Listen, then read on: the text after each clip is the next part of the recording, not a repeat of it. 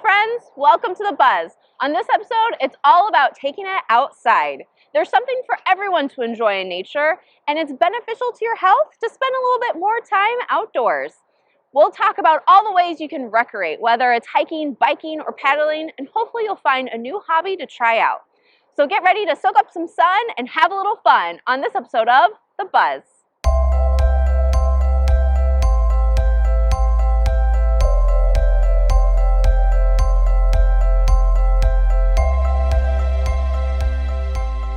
How often do you make time to spend outside? Once a day? Once a week? Maybe twice a month? Well, you might want to spend more time outside because studies are showing that it benefits your physical and mental health, as well as improve your sleep and generally make you a happier you. Reaping in these benefits is as easy as scheduling some time just to soak up the sun. Our skin reacts to the sun by opening our blood vessels, which in turn helps reduce our blood pressure. Plus, the sun gives us vitamin D, which helps boost our immune system, as well as helping prevent osteoporosis, heart attacks, and cancer. And if that wasn't enough, the sunlight is also tied to our circadian rhythms, which means if you're out in the sun, it should help you improve your sleep. Studies are also showing that spending more time outside also helps your mental health. Being outside helps lower the hormone cortisol. While cortisol is vital for your physical and mental health, too much of it can cause anxiety and depression. Other studies show improvements in concentration, memory, and creativity while being outside to unwind from our overstimulated lifestyles. Plus, being outside counts as exercise. No matter what activity you're doing, you burn more calories being outdoors versus indoors. When outside, our body has to adapt to level out the carbon dioxide levels and your oxygen levels, and as well has to adapt to the changing terrain. Plus, the scenery is a little bit more exciting, so research shows that your outdoor routine is probably easier to stick to than your indoor one.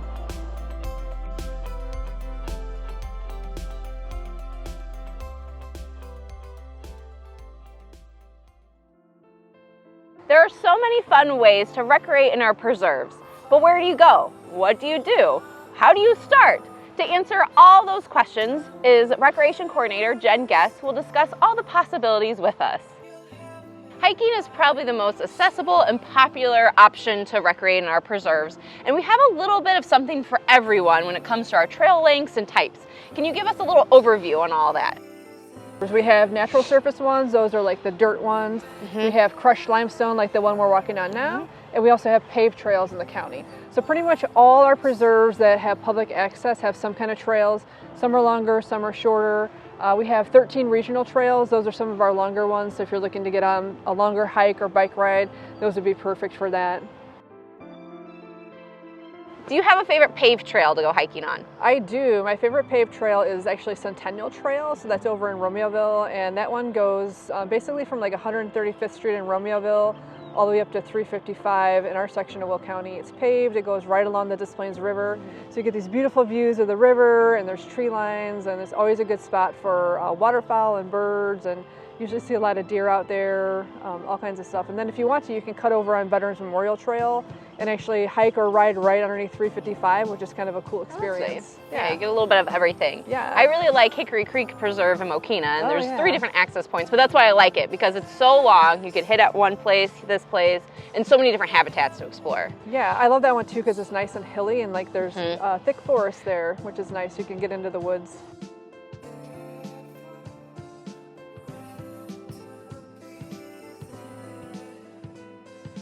What about your favorite natural trail? Oh, I love Hamel Woods. That's one of my favorite places to hike, to get out in the forest, and that one's really cool because it's got dirt trails. You can go down into ravines, come back up on the bluff trail, and you're right above the DuPage River. So you get these beautiful views. You don't really realize the elevation change of where that preserve is till you're up on the bluff. And it's kind of in an urban area, but there's enough forest that you get down in there. It really takes you into nature, and I just love that one. Yeah, I love the natural trails that kind of like tuck you away where you don't realize you're in Illinois. My favorite's Messenger Woods because the trees are just ginormous. There's creeks there, a little elevation like you're saying, and I just really love muddy trails. I like the satisfaction of dirt on my shoes. Even when it's a little juicy, I'm here for it. Yes, and that's a great one for wildflowers too. That's got some really beautiful flowers in that preserve. Well, speaking of natural trails, I mean, this is pretty juicy, but I do love the juice, that sound, and when you sink in and it kind of like puckers, I enjoy it. This year you have crafted a special challenge for hikers looking for longer distances, the Triple Crown Challenge. Can you tell us more about that? This year we have the Triple Crown Hiking Challenge, and what that is the 3 longest trails in Will County. Traditionally, a Triple Crown hike is the 3 longest trails in North America, which is the Appalachian Trail, Pacific Crest Trail, and the Continental Divide. So what we did is we took that Triple Crown concept and moved it into Will County. A lot of people don't realize we have these larger regional trails, and so we have this challenge where if you hike all 3 of these trails, which is the Waponsie Glacial Trail, the Old Plank Road Trail portion in Will County, and then the INF Canal from Brandon Road to McKinley Woods, then you've accomplished the 3 longest trails in Will County. We have that going from March 1st until June 30th, so you have all kinds of time to do the program still. And if you go on our website, you can see our webpage for the Will County Triple Crown. We have all kinds of maps made up. So if you aren't able to hike the trails in the full length at one time, we have sections, and we've used all trails to help build some maps to help you show where to park and things like that. And if you complete that, not only do you get the satisfaction of doing the 3 longest trails in Will County, but you also get a really cool water bottle sling cooler that goes around your side that you can put your water bottle in. It's got a zipper pocket. One of the fun things to do while hiking is, of course, keeping your eyes open for wildlife. Do you have a memorable story when you were hiking and saw something unexpected? I do. So I'm an avid outdoors person. I love to go out and hike, and one of my favorite places to hike is Isle of Cache in Romeoville. And there's the river there, the Des Plaines River, and there's a lagoon. And one time I was out hiking, and when I was coming back towards the parking lot, I saw something in the water in the lagoon, and it wasn't just one otter. Really? It was 2 river otters, and they were swimming around, and they were playing and rolling in the water. And of course you stop and other people start to gather around, and they didn't care that we were there at all. It was really cool. They probably for 20 minutes just hung out and was swimming in the lagoon. It was one of the coolest things I've ever seen. Wow, and it's great that you got to share it with people. I tend to hike and be like, guys, you see the sandhill cranes? And no one really cares. Right. But well, sometimes when you stop and you notice something, then other people notice it too. So it's nice to just kind of slow down and take in what's around you, and then you start seeing lots of things. We're talking about recreation and a lot of physical activities, but it is nice just to sit and, like you said, be quiet in nature. Do you want to speak to that, of just coming out here and sitting on a bench? Absolutely. Just look around you. There's all this beautiful scenery. We're taking in fresh air. And sometimes just slowing down to the pace of nature, things will start to come around you more, and you just find yourself a little more peaceful. It's good for your mental wellness. Just take it in. It doesn't have to be a long hike or a bike ride. It could be just coming out here and sitting on a bench and just taking in nature. Right now I hear all those frogs in the background. Yeah, I don't know if everyone else can, but there's a lot of frogs. It's like nature's chorus is singing to us right now. So that's one of my favorite things, is just coming out in nature and hanging out. Yeah, I call these sit spots. So find a spot in the preserve, come back to them, and see the changes too seasonally.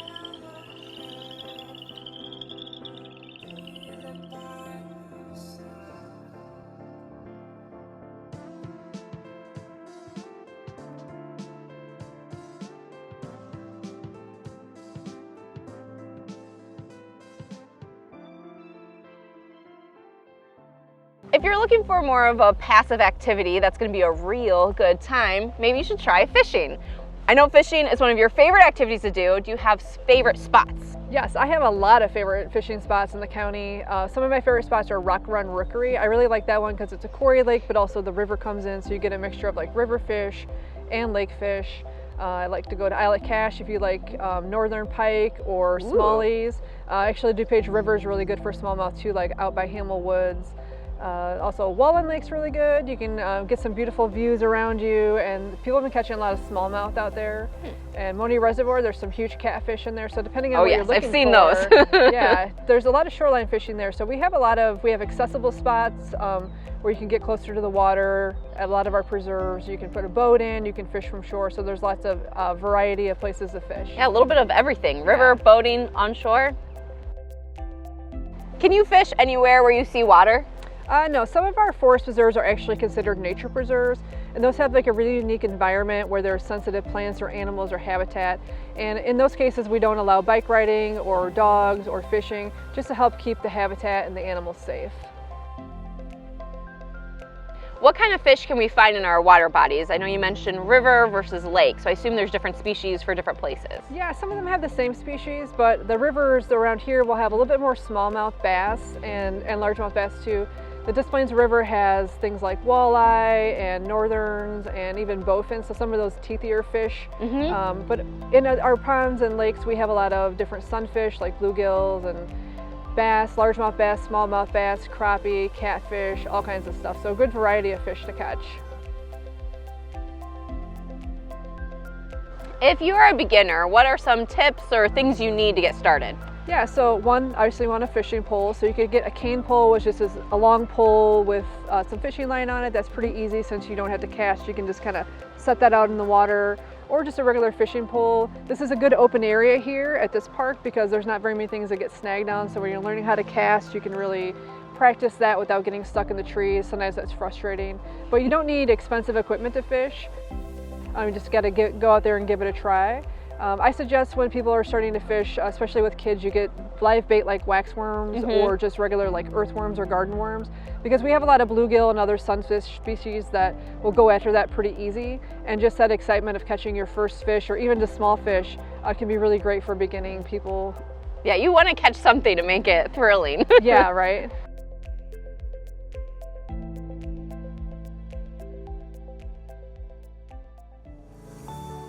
Biking is another popular activity that will get you outside. Now, what if people want to get outside of their neighborhood routes? What would you recommend? Yeah, this one we're on today actually is a nice short loop. We're at Rock Run for this one, and this is a good one if you have kids. It's like a little short loop that's paved. If you want to get out on a longer trail, Wapansi Glacial Trail is really good. That one's crushed limestone. That's about 22 miles. Or Hadley Valley Preserve has the Spring Creek Greenway. If you're looking for a paved trail, Centennial Trail is really good too. So we have a lot of different preserves. A lot of them have bikeways. Lake Renwick has a bikeway too. So there's longer trails that you can get out on, or you can just do shorter loops or go down and come back. So there's lots of options to just get out of the neighborhoods and get immersed in nature.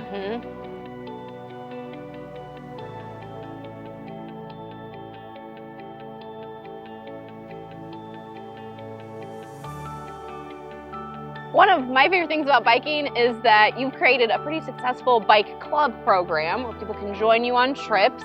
Why do you think people really love those kind of programs? Yeah, so we have a program called the Rec Bike Club, and we do 4 rides a year. They're usually in the fall. And that club's been really successful because we do trails, or we do rides that are about 5 to 8 miles. And so it's for someone who really enjoys biking, but also people who want to get out and try biking. We always have a staff in the front and a person in the back as a sweep. So if you're not going as fast as everyone, we basically keep a nice pace, but there's always someone keeping so the you don't line. fall behind. Yeah. It's nice if you're, wanting a little help. Yeah, and if you need someone to escort you back, just get out and give it a try. And if you can't quite do the whole ride, that's fine. Otherwise, we go at a nice, easy pace. If you like scavenger hunts, you should join the geocache community. And Jen's been working on this project for a while now. Can you tell us more about geocaching? Yeah, so geocaching is like a real life adventure. It's like a scavenger hunt where you can go out and you can find geocaches that are hidden throughout preserves. The district has 11 sponsored geocaches, so those are ones we keep track of and we place. And some of them are smaller and they're magnets, so they're hidden on something.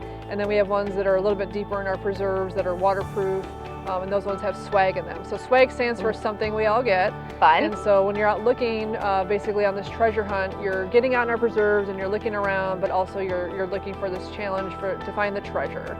So you get treasure. Do you put anything in? Do you swap it? Yeah, so there's a logbook in there, but also there's some swag, the stuff we all get. So if you have something to put in, you put something in, you take something out, and then you leave that for the next person. So you want to leave something that you think someone else would want. Yeah. Yeah, something cool. And we stack it with all kinds of different stuff.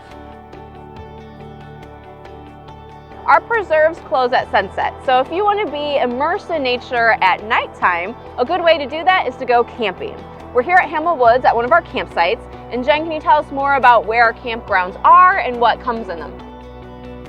We have 5 sites with the Forest Reserve District of Will County. We're out here at Hamel Woods in Shorewood. Forked Creek is down in Wilmington, Goodnow Grove in Beecher, McKinley Woods down in Shanahan, and Messenger Woods over in Homer Glen all have campgrounds.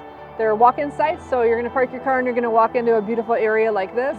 Each campsite has a picnic table, a nice fire pit, and you're close to a restroom, and you have access to put your trash places and everything you need to set up for the perfect camp out. Yeah, and it's nice to get in our preserves at night, because a lot of times I hear people wanting to know, like, well, where can I hear coyotes and owls? It's a nice time to experience the woods when most of the time you can't get in here. For sure, a great time to see the night sky too. My favorite activity of the bunch is paddling. Whether it's a canoe or kayak, there's something about floating on the water that just soothes my whole soul. Where are your favorite spots to go paddling?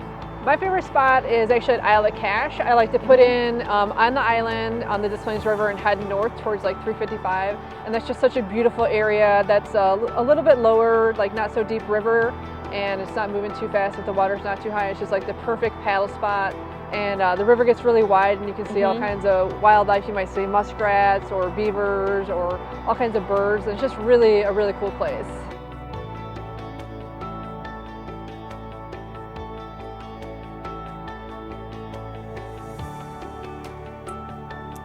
I really liked Moni Reservoir because it's contained, so you're not going to get lost really, but there's lots of like nooks and crannies to see wildlife.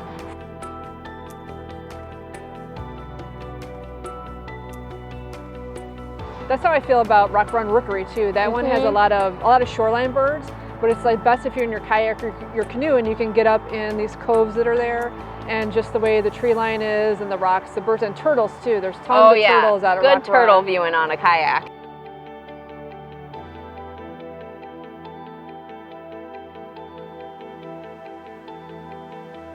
And of course, if you don't want to do this alone, we lead programs. They're led by us, so you know they're fantastic.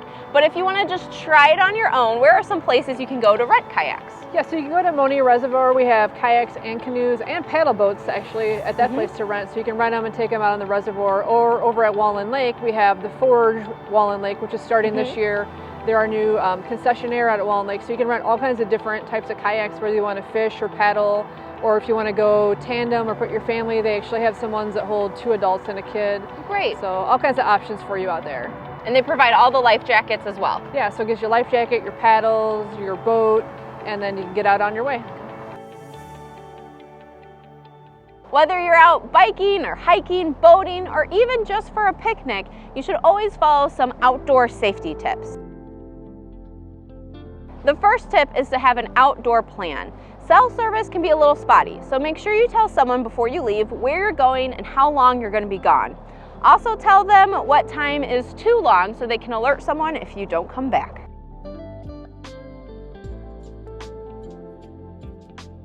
Tip number 2, know where you're at. This may seem obvious, but if you hurt yourself along a trail, the first thing a responder is going to ask you is, where can we find you?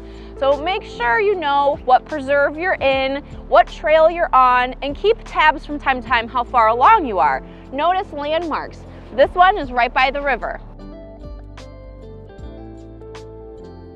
Remember to pack supplies. Even if you're out just for a little bit, it's important to pack water, snacks, hat and sunscreen for UV protection, and bug spray. Lastly, make sure you have the proper equipment for the activity.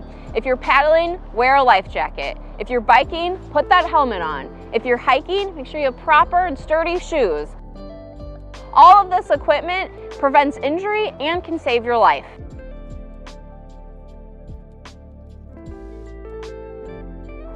If you're a more do-it-yourself kind of person, we do have self-paced activities, like that Triple Crown Challenge if you want motivation to hike those longer trails. Or come fall, our popular Woods Walk program will be back with a checklist of trails for you to try.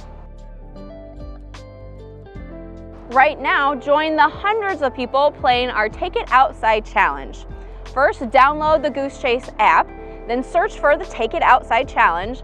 These missions include testing your nature knowledge, taking photos of things specifically in the preserves, and check-in locations to get you in new places to explore.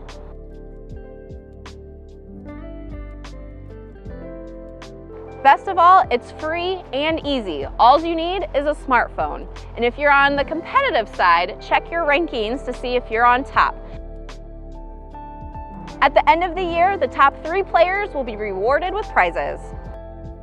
The great outdoors can be energizing, can be relaxing, and sometimes still a little overwhelming. If you need help finding a new activity, it sometimes is easier to do it in a group setting. Join experienced naturalists who lead programs all across the county on all these topics that we discussed. And now, a moment of peace and serenity.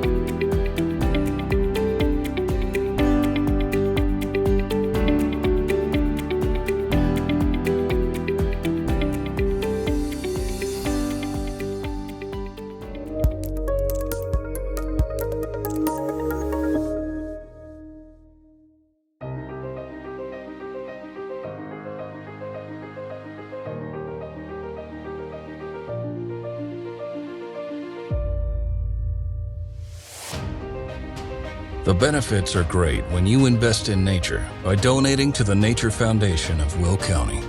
You can help protect our precious habitats and restore natural areas back to their native state.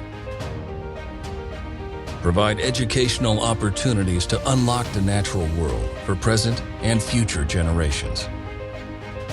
Support diversity and inclusion so everyone can experience the magnificence of nature.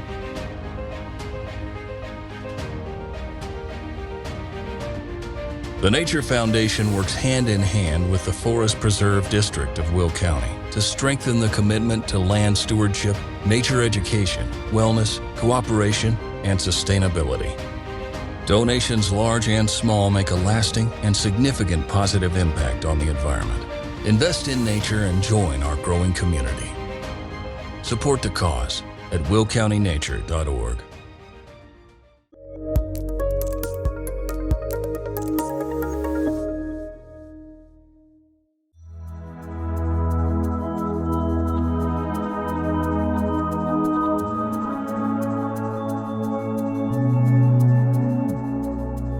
Spring is the time where I'm itching to get outside. And one of my favorite spring hobbies is spending a little time on the forest floor tracking the emergence of wildflowers.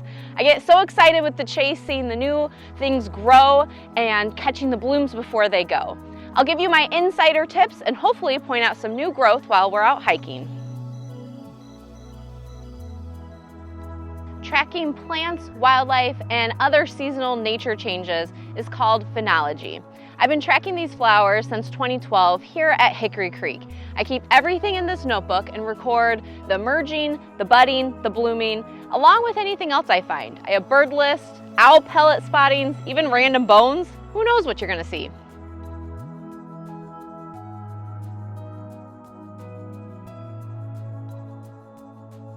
Tracking is your first tip. This will give you an idea of when to go outside and what you can expect to see. Now, some years may be blooming earlier while others are later. It all depends on weather. My second tip is to have an eye for detail. Pick a spot and comb the ground for any signs of green. In photos, these plants may look big and beautiful and hard to miss, but truthfully, they're all pretty small. Most of these plants are no taller than your ankle. My third tip is get out often. These plants are ephemeral, which means they're only out for a limited amount of time. Their strategy is to grow, bloom, get pollinated to reproduce, all before the leaves fill in the tree canopy.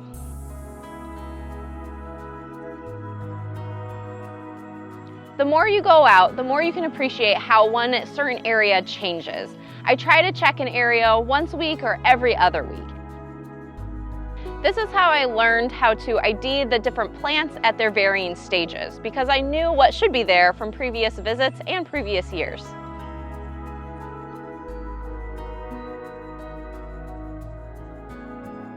We haven't been hiking for long, and still the ground is full of new shoots of green. We found trout lily, toothwort, and my first mayapple. When mayapple emerges, it looks like a tightly wrapped umbrella. And then as the weeks go on, it grows up and starts to kind of unfurl out like you're popping open an umbrella on a rainy day. This one will be ready come May, hence the name mayapple. This is what cut leaf toothwort starts out as. It's kind of this like dark purpley pink, and it's all curled up. And eventually this opens up and unfurls the leaves to be this nice green color. This trout lily is almost about to bloom as well. You need 2 leaves to get a bloom, so a lot of time you'll see a lot of single leaves, and it takes them about 7 to 8 years to get enough energy to bloom. And this one you can see is yellow, which is pretty rare. They're usually white, but here at Hickory Creek we do get the yellow variety.